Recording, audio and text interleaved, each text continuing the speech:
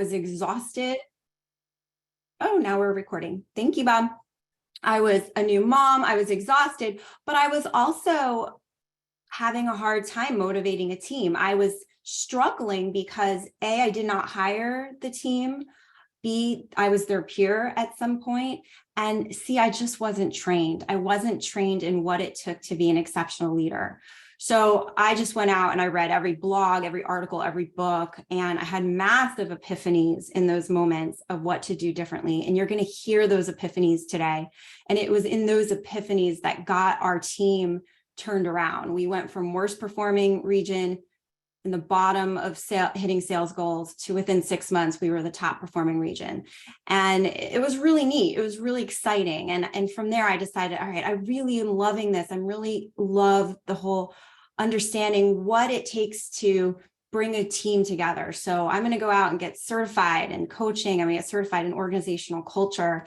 And I'm really going to study the idea of intrinsic motivation, because that's what was really lighting me up. And that's what I saw shift my team. I started Executive Muse about 8 years ago.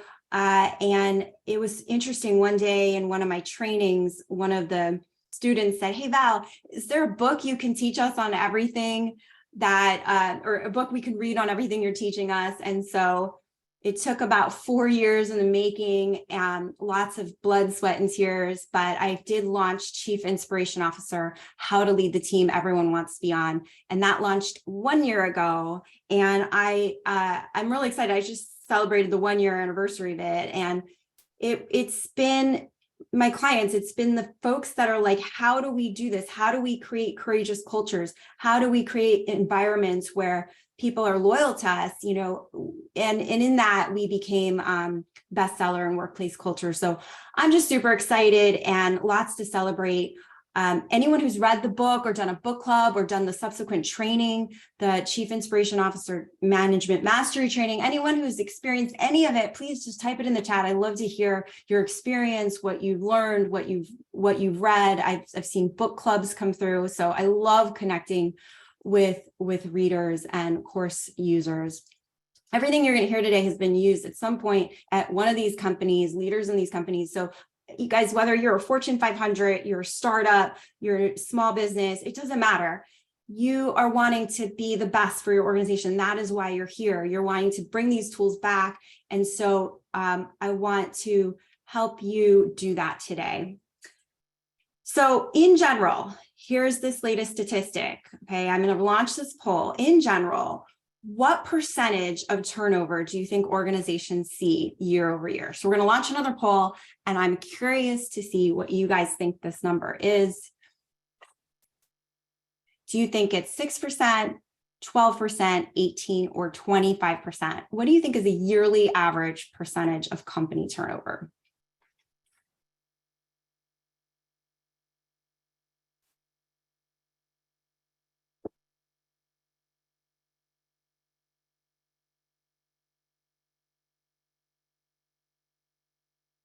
All right, let's see what you guys came up with. All right, so it looks like between 18 and 25%. Yeah. All right, so here the answer is 18%. What we see is 6%, at least what the studies are showing, is 6% is due to involuntary turnover. These are people who don't want to leave, you're asking them to leave.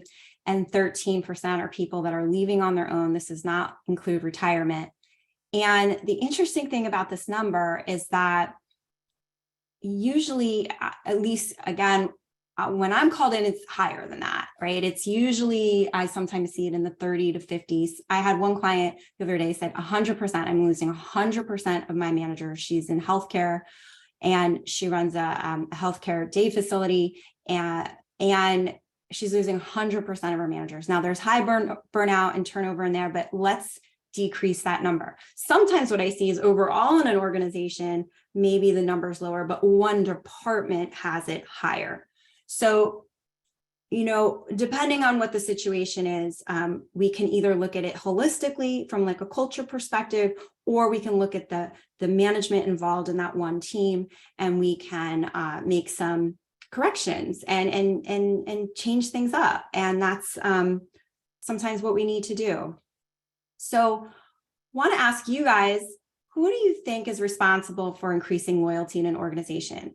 Do you think it's macro, like the founders, the executive team, HR, talent and development, or do you think it's micro? Do you think it's like the people managers, the mentors, the high potentials, or is it the responsibility of the individual contributors? These are the people that are maybe customer facing, or they're engineers and they're behind the scenes. So just type in the chat, who do you think is responsible for increasing loyalty? Is that macro, micro, or individual contributors? And give you guys a second to dive into your chat. All right, love it. Frozen middle, both, all of it, micro. I just taken in. Thank you guys. I love that you're using the chat. Thank you so much. It shows me you're here, you're with me, and that just is so helpful today. All of the above. Thanks, Deanne. Thanks, Melba. Flora, Kelly, awesome. Okay. Yeah, so typically macro is setting the stage, micro is following through, and individual contributors are adapting to the environment as a whole. And really, it's like everyone is responsible, right? Because if the individual contributors are waiting for the managers to be a certain way and to model it, well, that still falls on them, right? For maybe being negative or toxic. If micro is waiting for macro to effectively communicate all the changes and constantly wait for updates, and they're not helping the individual contributors adapt to the changes, or they're not communicating effectively, then that hurts the loyalty. And then from a macro perspective, if there's not that proper communication and things are messy or not clearly defined, then that also impacts micro and ICs. So, and ICs are individual contributors. Sometimes I use these acronyms and I throw them out. So I want to make sure I am clear there. So let's look at here what's common, right? From a macro perspective, typically we start with our founders. Now, obviously, right, you have a founder, whether it's one person, multiple people, whether this happened 2 days ago or 200 years ago, at some point the founders need help and they hire an executive team, and that is formed. And the executive team comes together to set values, to make them more concrete, to put that plaque on the wall, the mission, the vision, the job descriptions, external communication, all that starts to get tightened up, operations, right? All while trying to manage the board, legal, customers, investors, strategy. I mean, there's just so much to do. And it makes sense that if these two things are off balance, then we wind up with a lot of burnout and frustration in organizations. So we're constantly trying to balance this while balancing people and while balancing the intrinsic motivation people have to our organization. When we can do that well, we will create a high performing culture, or at least a steady performing culture. But more often than not, what happens is the individual contributors start to feel frustrated. You start to hear things like, I don't feel heard. I don't feel valued. There's no room for advancement. I'm not aligned with the culture. No one's teaching me anything. And then we wind up with turnover. They wind up leaving. This is the most common reasons I hear when I talk at the employee level. There's other reasons, of course, but this is really oversimplifying the macro path. And then on the flip, I see the micro path, right? The manager's promoted from individual contributor to manager because they're driven, they've got passion, they've got knowledge, they're resourceful. Whatever the reason, whether they were promoted yesterday, they were promoted a decade ago, it doesn't matter. Their job is to develop trust, relationship, rapport, motivate their team, continuously update them, all while balancing meetings and forecasts and budgets and goals. So again, a lot going on, and they get burned out as well. And if they can do this well, they're going to create a high performing team, or at least a steady performing team. But more often than not, they're burned out, their team's burned out, there's low engagement, there's negativity, there's siloing, and there's turnover. And how do we address all this? And so I want to make it easier for everyone involved, because I was this person. I was very much thrown in, and I struggled, and I was hitting the valley of attrition. And I saw my colleagues hit the valley of attrition, and it's no fun because we spend 58% of our adult life at work. I just so passionate to make it a place where people are happy and they're excited to come to work. And so how do we do this? So in like that 6 months of the job when I was just not doing well, I sat down with a piece of paper and I started writing everything that was frustrating me. I remember sitting on my living room floor and like I was frustrated with everything. I mean, like I talk about burnout. I was frustrated with the company. I was frustrated with the competition. I was frustrated with the lack of resources. And then I was frustrated with my team. Like I was even writing down like Scott doesn't get his expense reports in time. And, and of course I'm making up these names, but like, Julie isn't following through with the customer. And just, I felt this massive frustration all in all. And I had this epiphany where I sat down and I said, wait a second, Val, what did you crave when you were an individual contributor? What did you crave from your boss? I want you to think like every boss that you've ever had that you loved, and what did you crave from them? And every company that you've ever been with or organization that you were loyal to, why did you stay? I started writing all these things down. And I would, and little things like, wow, you know what? I really felt like my boss was approachable. Like I can go to my boss. I felt like they had my back. I felt like they were an advocate. I felt like they had my best interest in mind. They were my champion. And it just, all these things started pouring through me.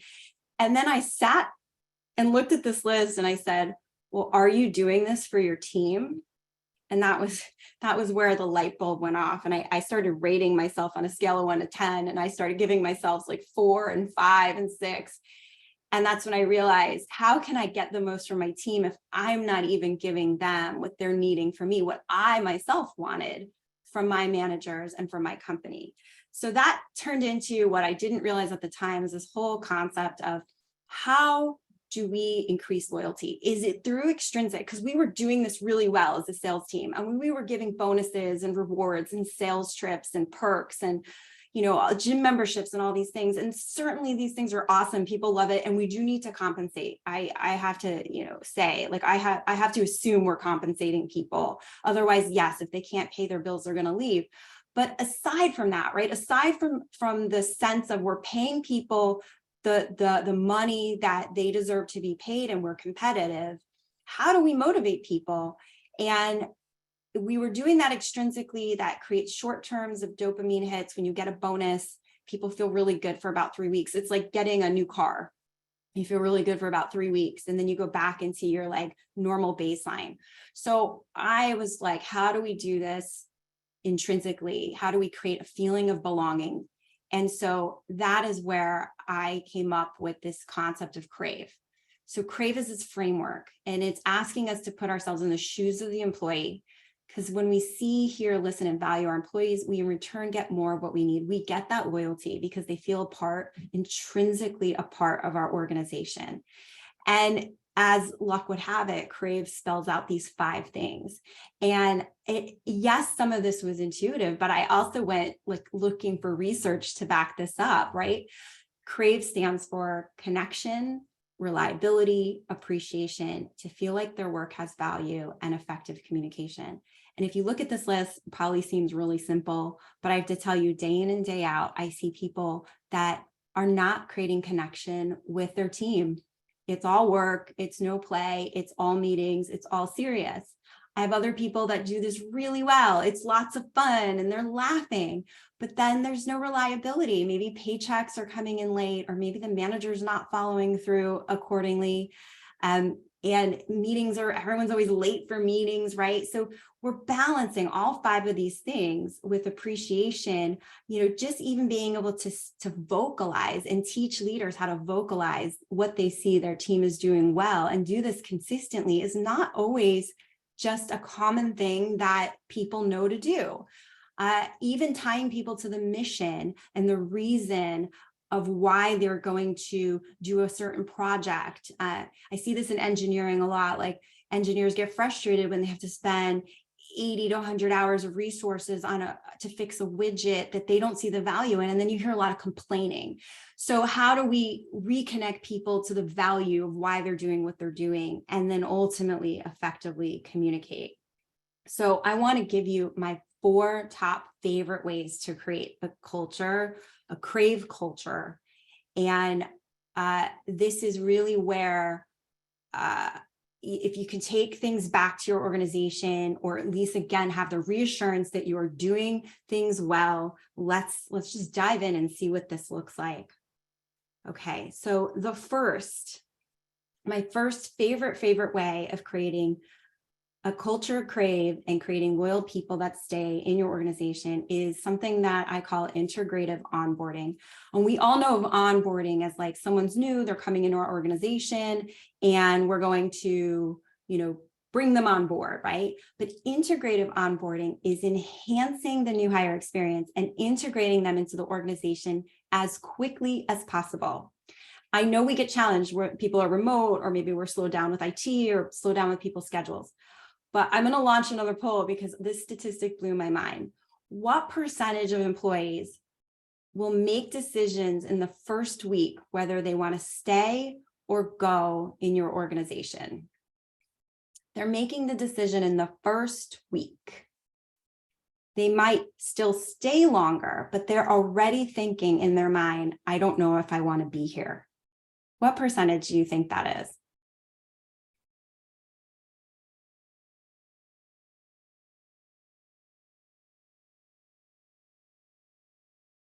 Let's see. Okay. Oh, wow, we're really mixed here. Okay. So majority looks like it's saying 36% are going to decide in their first week. So the statistic is 68%. 68%. I was blown away. This is coming from LinkedIn Trends. Some of my, looks like some of my links were coming in. Abraham saying yes. Are you guys surprised by this statistic? 68% in the first week. And organizations with strong onboarding improve retention by 82%. 82%. So this is an area that when we're looking at loyalty, I know some of us might be on a hiring freeze.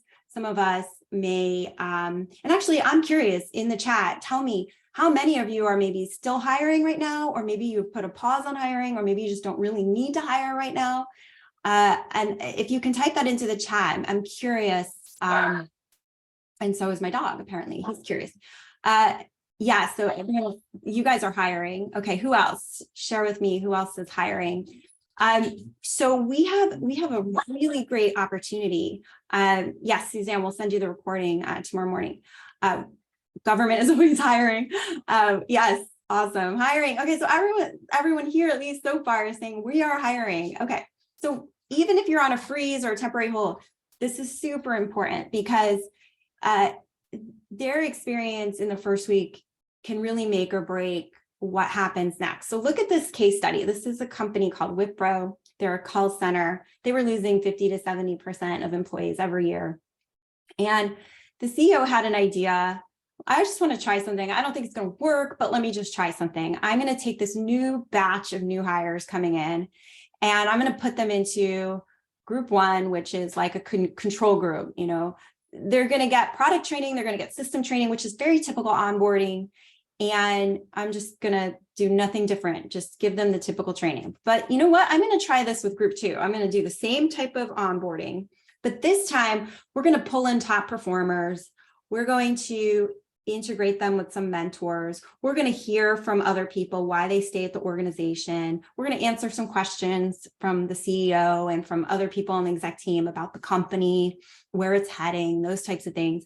And you know what? We're going to give them a sweatshirt with the company logo on it. And then we're going to do the same thing for group 3, but this time we're actually going to integrate them, the employee that just came in, and we're going to ask a question like, if you were alone on an island with this team and all we had was our team, what would you contribute to help us get off the island? And very proudly, the employees would share like, oh, I would contribute the fact that I'm resourceful, or I would contribute the fact that I'm very positive. I would motivate everybody, right? It's just a simple question, but it got everyone laughing and really pulled the candidate in for an integrative experience. They now feel connected to the team. They feel connected to the people around them. And not only did they get a sweatshirt with the company logo, but they also got their name included on that swag. People love swag. But it really wasn't about the swag, right? It was about the meaning of what this created. And look at the results after 7 months. Group 1 had the same turnover. Group 2 saw 157% better retention, and Group 3 saw 250% better retention. So if anything in here, if you walk away with one thing, like let's look at that 1 week, that first week that someone's coming on board, and let's look at how we can improve their experience. Here's some just examples of swag I see on the internet. My friend became a pre-K teacher at Google. Her first day, she receives colorful sneakers, and she's watching the employees' kids, right? She's a pre-K teacher. And they send her a hat with the spinny thing on top, really cute. That's very appropriate for her role at Google. Chief is an organization for executive women. Boom, your first week, you're getting a letter, you're getting a sweatshirt, you're getting something to symbolize that welcome to Chief. And then people are going on the internet and posting this like, hey, I just joined XYZ company. Look what I just got in the mail. This is so exciting, right? So that just gives even more social proof and connection to your organization. From a micro level, this just happened. I had a senior director of events. She works a nonprofit. She needed to hire an associate director of events. And she said, oh, I'm hiring James. I don't have any time to do anything. I'm heading out to a client site, then I'm heading on vacation. And I said, well, what's your onboarding plan? She said, oh, he's just going to meet with HR. He's going to meet with IT. And I'm going to give him this really big binder to read about our nonprofit. And then I shared with her, hey, listen, look at these statistics about onboarding. Look what happens, what could potentially happen, and what could we do to create a really different experience for James given your schedule. So we sat down and we actually looked at, she's like, okay, well, given that, let me change this. Like, I'm going to have him go to a mixer. I'm going to do an icebreaker before I leave for my vacation. I'm going to send his bio to put in the newsletter. And you know what? Instead of just giving him a binder to read, I'm going to set him with like 5 really intentional questions to answer, somewhat like a scavenger hunt. So he's not overwhelmed and he's got some direction. He's going to meet with some employees in the meantime to do some training. And yes, he'll meet with HR and he'll meet with IT and he'll get a tour of the facility. But you know what I'm also going to do is I'm going to send a connection email to 10 different people that I think it would be really neat if he met with for 30 minutes. And I'm going to introduce James into our organization. And I'm going to ask these department chairs if they can meet with James and share their vision and what they need from the events department so we can be of value to their teams and James can understand their needs as quickly as possible. It was really amazing because after a couple months, I said, hey, what do you think was the result of doing that? She said, oh my gosh, he was so impressed. And not only that, but he ramped up faster. He was 50% more productive than my last new hire. And I can tell he feels more happy and connected. James, the chances are James will stay longer than a year because that experience that he had was night and day different than what he had before. So I get excited, like goosebumps thinking about this because I know a lot goes into onboarding, but just type in the chat, like, what do you think of integrative onboarding and what is showing up for you as I share this? The next thing that I absolutely love is like my top, thanks, Abraham. I love it. Thank you so much. Very good. My second favorite way to create loyal teams and Melba saying, yeah, we need to put a lot more effort into onboarding. Yeah, it's like something that we're not being mindful of, right? We're not necessarily thinking about it in this way. Encourage microcultures. All right, so this is my second favorite way, and thanks for those typing in as well. Encouraging microcultures is we know that the company has their company values. Most companies do, right? Like we are a company that values integrity or honest feedback or setting high standards or pushing the boundaries. Like I see this all the time, and this is great. It gives some structure to an organization. What I also encourage my clients to do is set clearly defined attributes they want to see within the unique teams, these what I call these microcultures, because each team is a little different in how they operate. I mean, a finance team might need to focus a little bit more on attention to detail, and a sales team might need to focus a little bit more on customer service. And so you have these unique things that each team will need as far as what will make them great. And when we define these things, we get more out of the folks that are on the team, and they ultimately are more loyal because everyone's on the same page. 88% say that they will stay with their employee for more than 5 years if they felt a sense of purpose and connection within the team. And the way we do that, the way I love to do this, is by creating these microcultures. Now, I think Abraham, and I so thank you early on, said, I want value proposition. I want to know the best communication method and exercise. I am so happy you wrote this in here, because like you literally are walking right into this exercise. Here is a case study. Scott's a VP of engineering. He has a 20-person it's a healthcare startup, 20-person team. He's massively burned out. He's like, Val, no one's getting along. I have no time to deal with anything. I just need to assume people know what they're doing. I don't have time to handhold them, train them. Like we are just ramping up so quickly. And I said, Scott, do people really know what you want? And he said, well, it's in my job description. I look at his job description. Job description is like roles and responsibilities, right? Like really typical, like you will perform this, you will execute on that. And we all know how to write those types of parts of the job description really well. But his customers are not happy. He's burned out. He's losing staff. He's not finding the right cultural fit. So I send Scott a list of values. If anyone wants this list of values, it's easy to get. You can type them in the internet. I can send you the ones I use. Just, type in value into the chat and I will record that and I will send that to you after. If you want to list those values, really, it's super easy. You're looking at this list. You have about 50 words. And then what I told Scott was, I want you to look at this list and tell me everything that's important to your engineering team. So he checks off about 20. And then I say, okay, great. Now let's narrow it down to 5.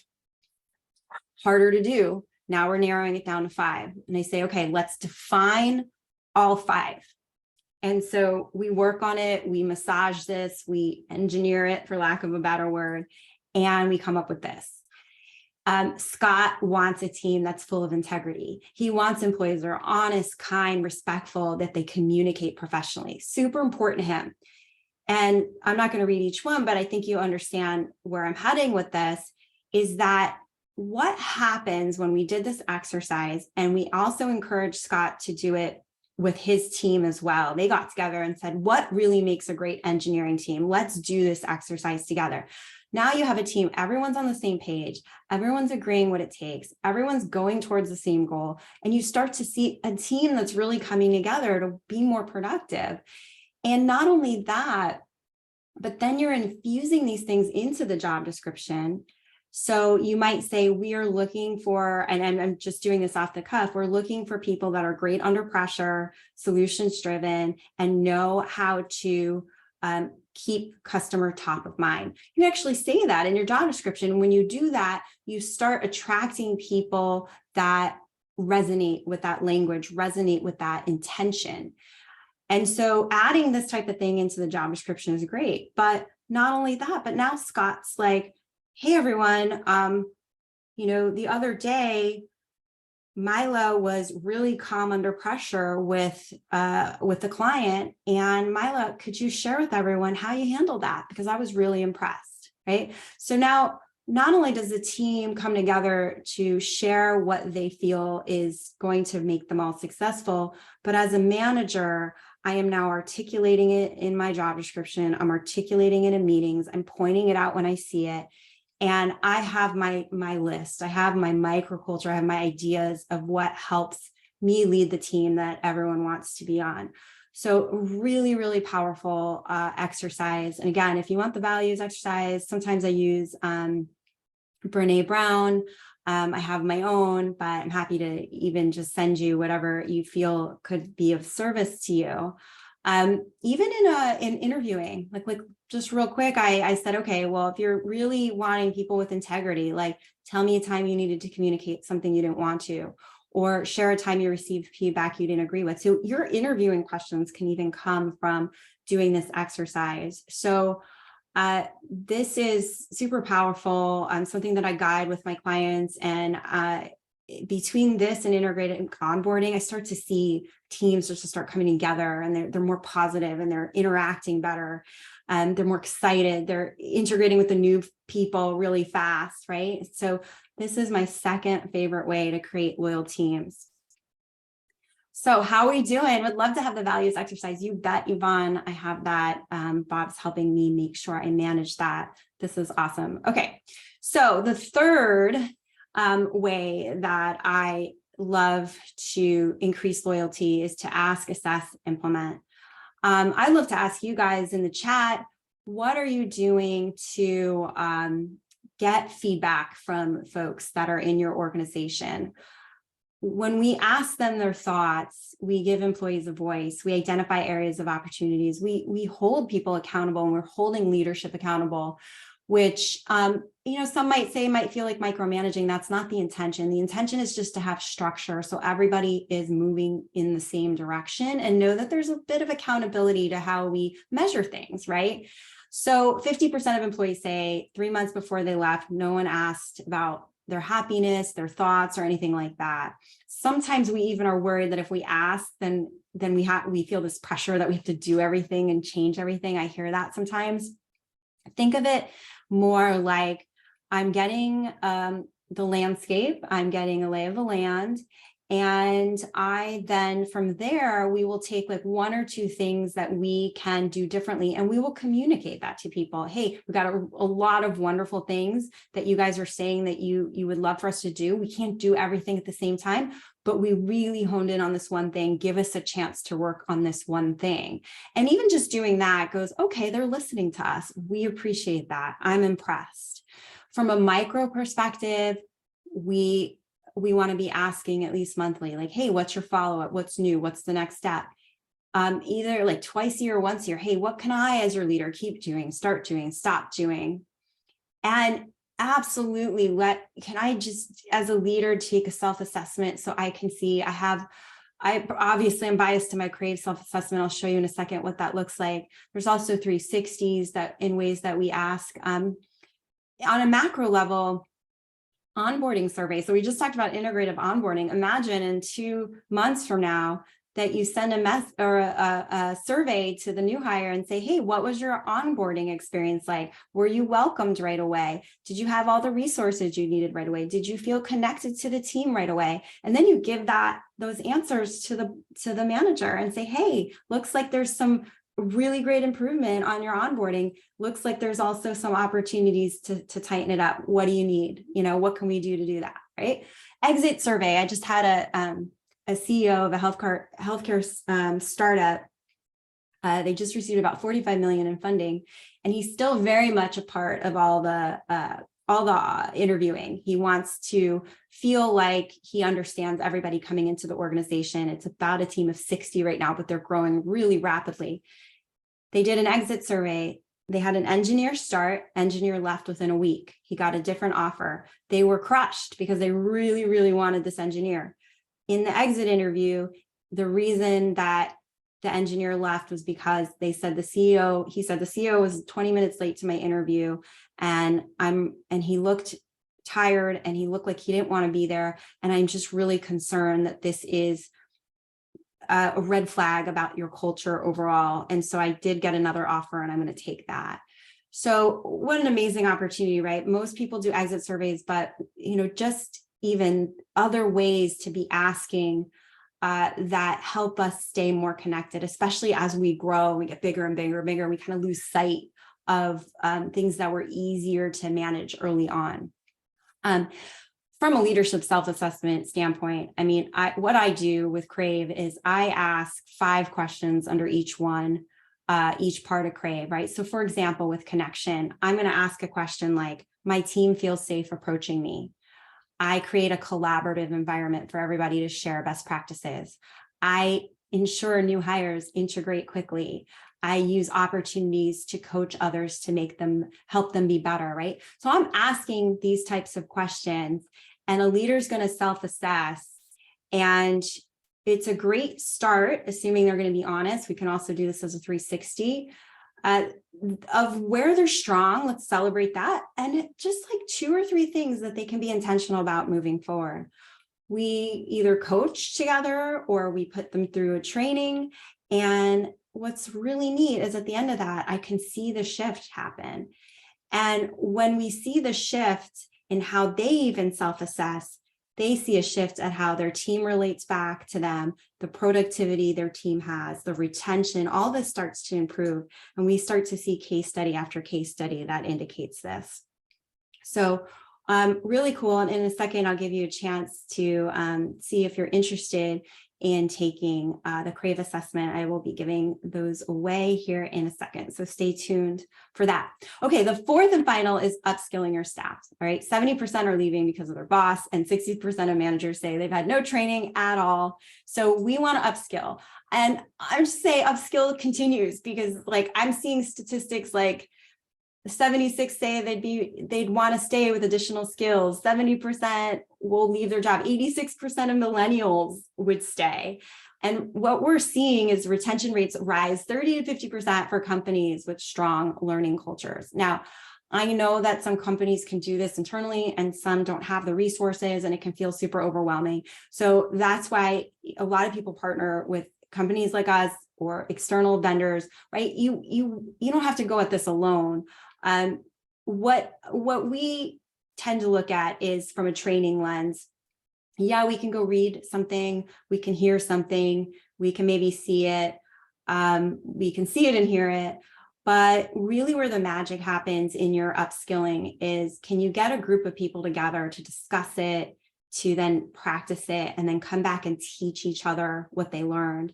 That's where I see the magic happen. So some companies rely on like, oh, I'm just going to send somebody to this like 20-minute LinkedIn learning, which is great, but just know that they may or may not retain, and they may go back to their old habits. I think if you're doing something like Excel training or like coding or something like that, some of this can work. They can kind of practice it on their own, but anything that has to do with like people skills, if you can get them integrated to discuss it with other people and hold some accountability, you'll see more of the learning stick.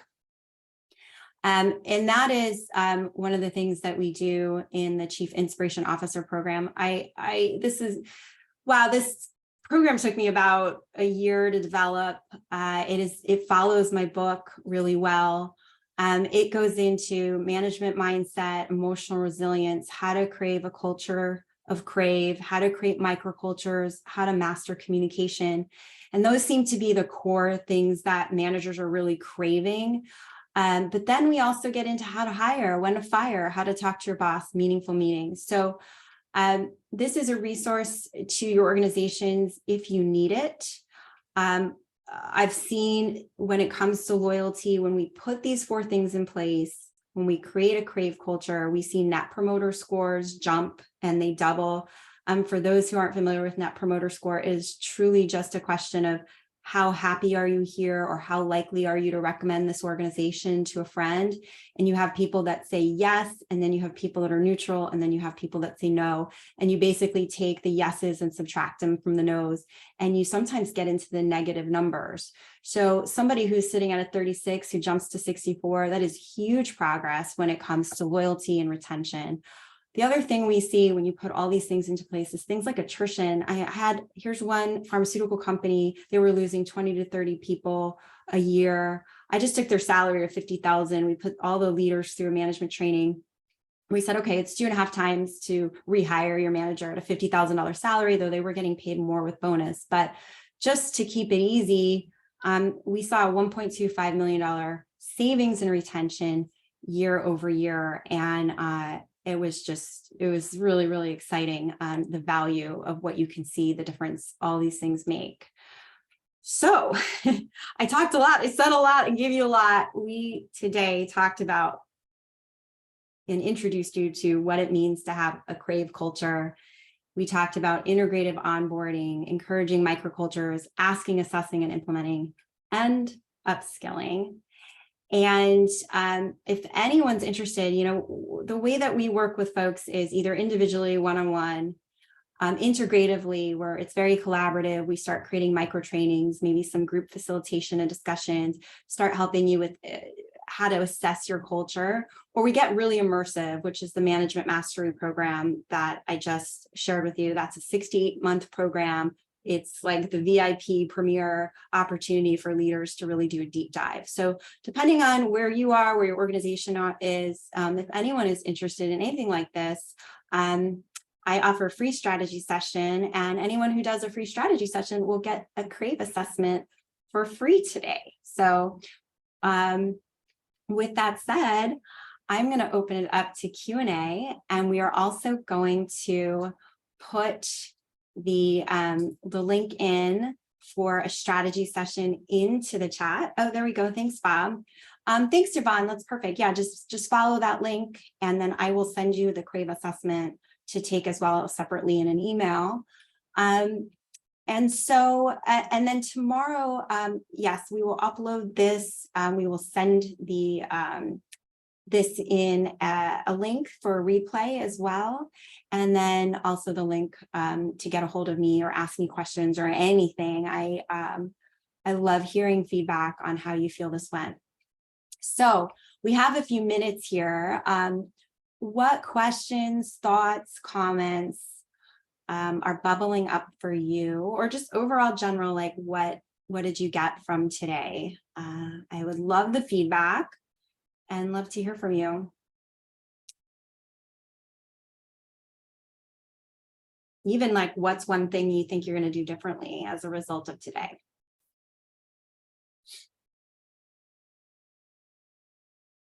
Thanks, Abraham. Feel free, yeah, just book a call with me, and I would love to meet you in person. Thank you so much.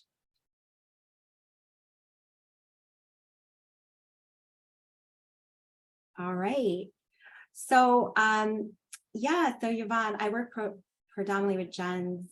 I see a difference, yeah, in the generations.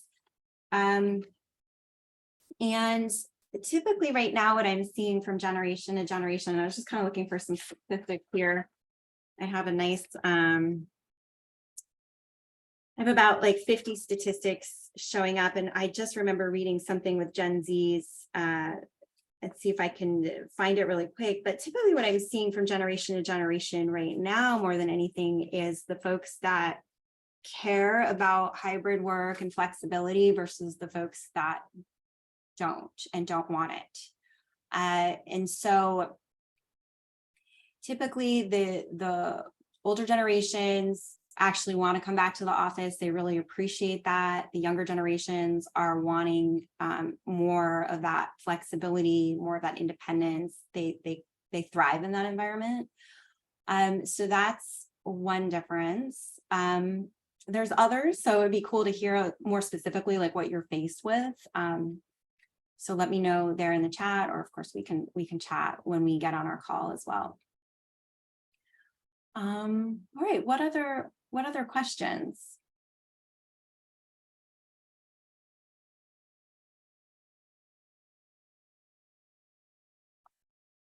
All right, guys, I'm going to give you 5 minutes back of your day. Thank you so much for joining me today and for contributing in the chat. And anyone that wants to stay on to keep chatting, please do. But otherwise, thank you so much. Please stay in touch on LinkedIn, on Instagram, wherever you are, via email and such. And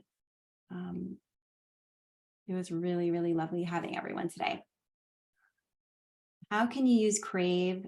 Oh, thanks, Paula. I appreciate you being here today. Okay, we have a question. How can you use CRAVE to manage up? Ooh, that's fun. I do have that course, How to Talk to Your Boss. What what I start with in that course is actually a different acronym that I didn't introduce today, just because it's just on a different topic, is what I call cave. When we're in the cave, imagine being in a dark area where you see light. So you're still productive, you're still going to meetings, you're still answering questions. Sometimes what happens when we're trying to manage up is we get really frustrated if we hit brick walls. So we get into what I call this like metaphorical cave. We're like frustrated with our boss. We're like not as confident maybe approaching the situation. So we need to get out of the cave. Like we need to own our voice. We need to remember our value. And this may or may not resonate, Melba, for you and your organization. But after that, what I think really works is when we connect to what is important to our boss. So typically, they might really be into, let's say, efficiency. So they want a cost cut, and you're trying to hire more people. And so you're seeing a conflict. So I want to try to connect with my boss on what's important to them. And I would even say like, hey, correct me if I'm wrong, but based on everything you've said, it sounds like efficiency is really important to you. And with that in mind, I'm concerned that if we don't increase our comp plan, for example, or if we don't pay XYZ a little bit more, we're going to lose people, and we're going to then lose our efficiency with this project, right? That's how I'm going to, just a little bit of a preview of how I handle managing up. So that's one way. The second way, in dialogue with teams, is like looking at how do we create a culture of crave and facilitating that conversation. Like, what does it mean to have connection as an organization? What does it look like when we're hosting an all hands meeting or putting out a newsletter, or however we're communicating with employees, to build more connection and start facilitating that dialogue, and come up with ways and get their buy-in that way. So I'm shooting from the hip here, Melba, with some ways to do it, but certainly I'm open to hopping on a call and talking about your unique situation as well. Oh, yay, you read my book. I love it. Oh my gosh. And if you haven't done so, will you leave a review? Because the funny thing about reviews is like 67%, something like that, will buy a book based on reviews, but like less than 3% will leave a review. And I'm guilty of that too. So now I'm doing a better job of asking people to leave reviews. So thank you for sharing that. I love hearing that. That makes me happy. All right, so a few more people are hanging on. So if you have more questions, I am here. Otherwise, enjoy the rest of your day. Thank you, Bob. I'm definitely recommend. Oh, yay. Thank you, Melba. I so appreciate it. And so love to hear like what you got out of it or what you enjoyed. And same with other people you're recommending it to. I love how engaged everyone is today, Bob. This is great.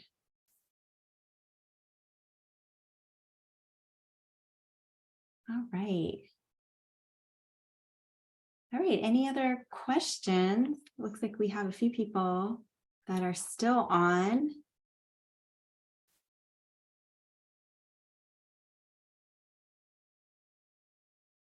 All right. All right, Bob, I think we can stop recording. And